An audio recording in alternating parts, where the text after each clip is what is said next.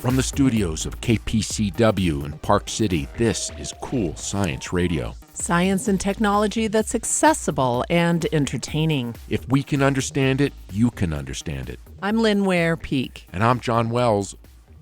5 years ago, NASA launched its first sample return mission, OSIRIS-REx, to an asteroid.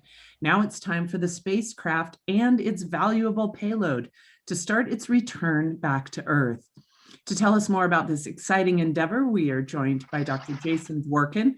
He's a project scientist from NASA's Goddard Space Flight Center in Greenbelt, Maryland. Dr. Dworkin, welcome to Cool Science Radio.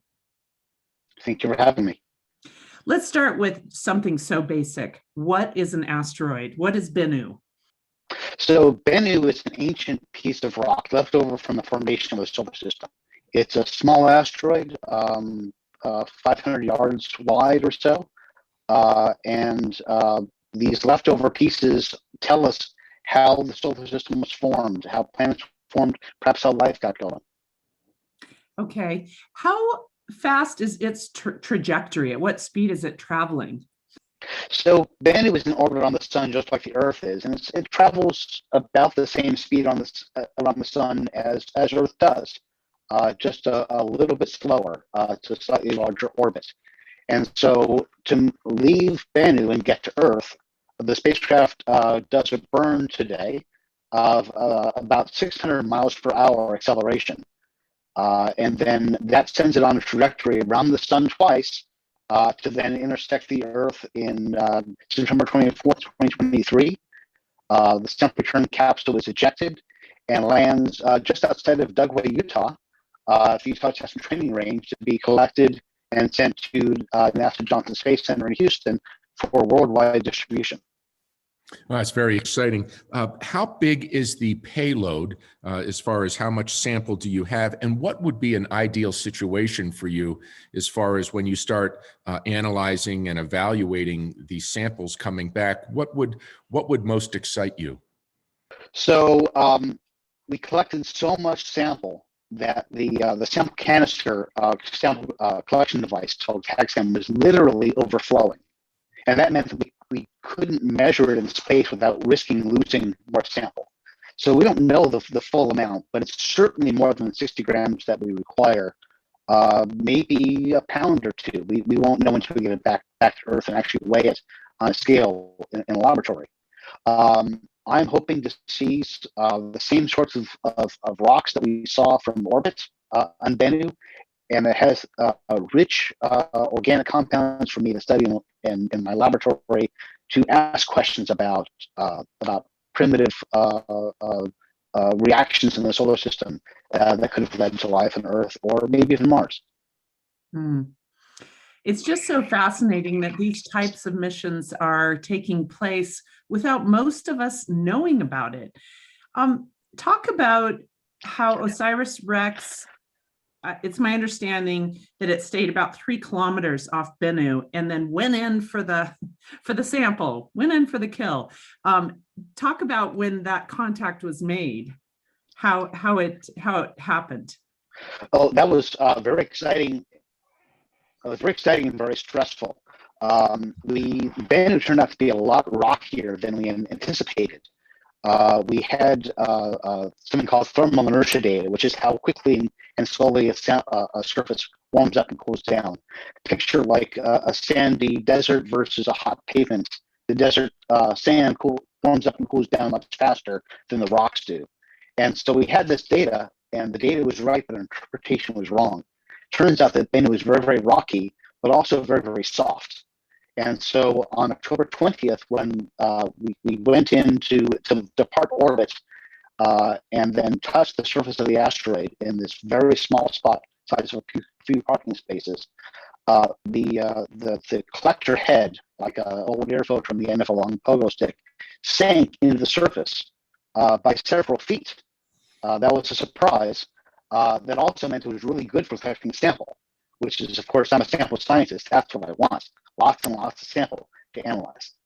If you're just joining us on Cool Science Radio, we are speaking with Dr. Jason Dworkin. He's a project scientist from NASA's Goddard Space Flight in Greenbelt, Maryland. Dr. Dworkin, you mentioned that it will be the sample will be landing in Utah.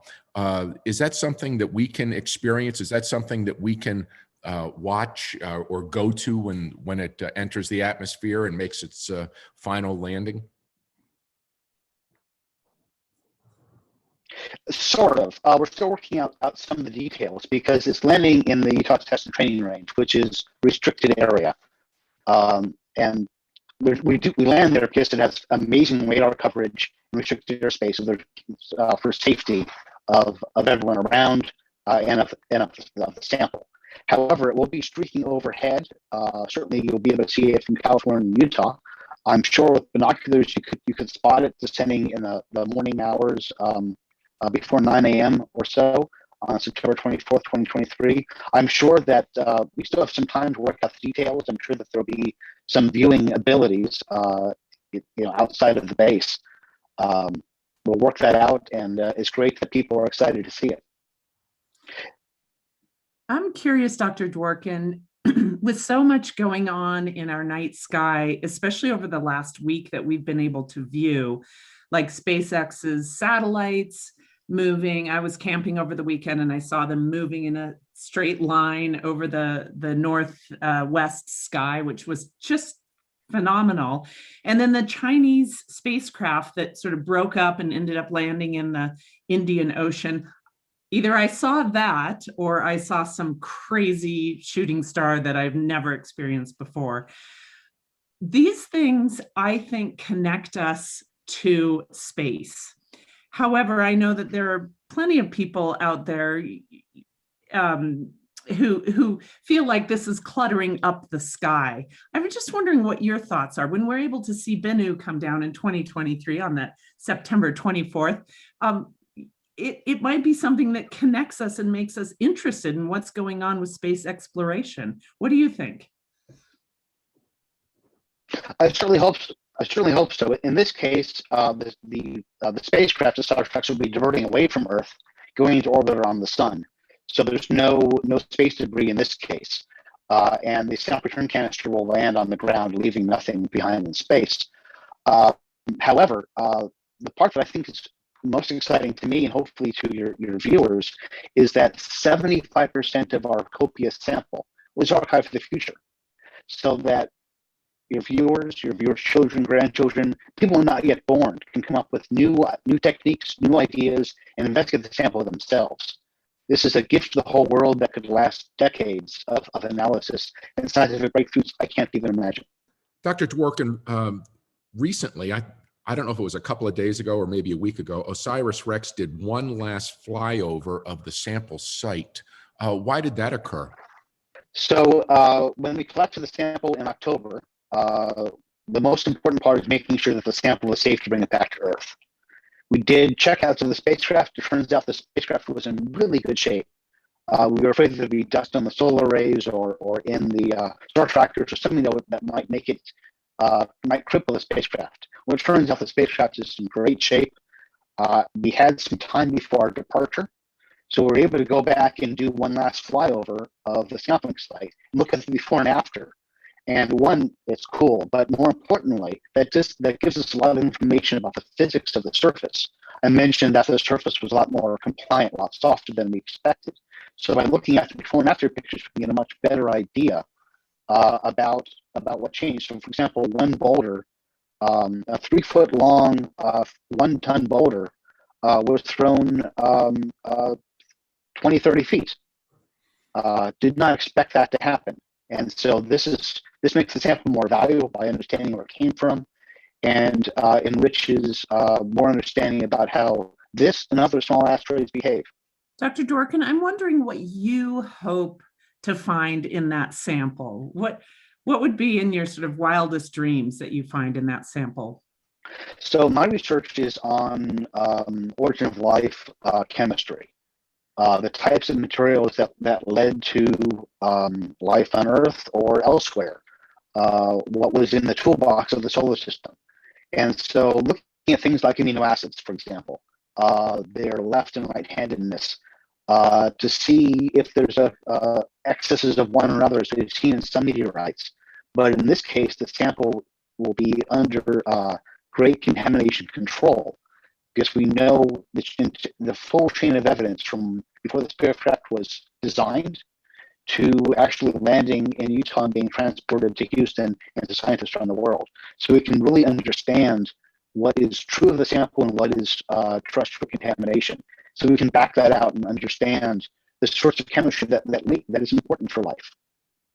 That's my interest. But of course, the mission has over 50 hypotheses from geology to physics to understand aspects of the sample, not just the chemistry. Yeah, it's all very exciting, and it will be departing at 4:23 this afternoon Eastern Time, 2:23 Utah time. Is that something that we can observe or watch from here? Absolutely. NASA.gov/live at 2 p.m. Mountain Time. Tune in, and you can watch the departure countdown and the activities that happen around then. And of course, you can learn more about OSIRIS-REx on asteroidmission.org, and you can ask questions on Instagram at #Dubenu&Beck. Are you excited? Oh, very much so. I've been working on getting this sample return from an asteroid since my daughter was in diapers, and she's now about to graduate high school. It's been a long journey. Perfect. I can't wait. Almost there.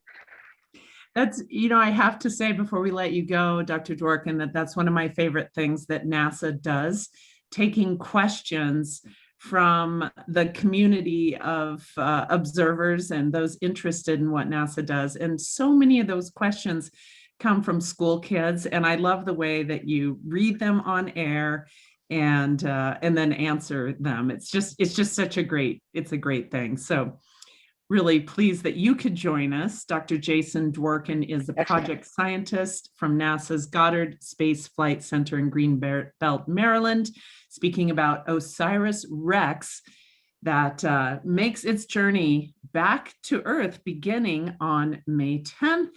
That is today.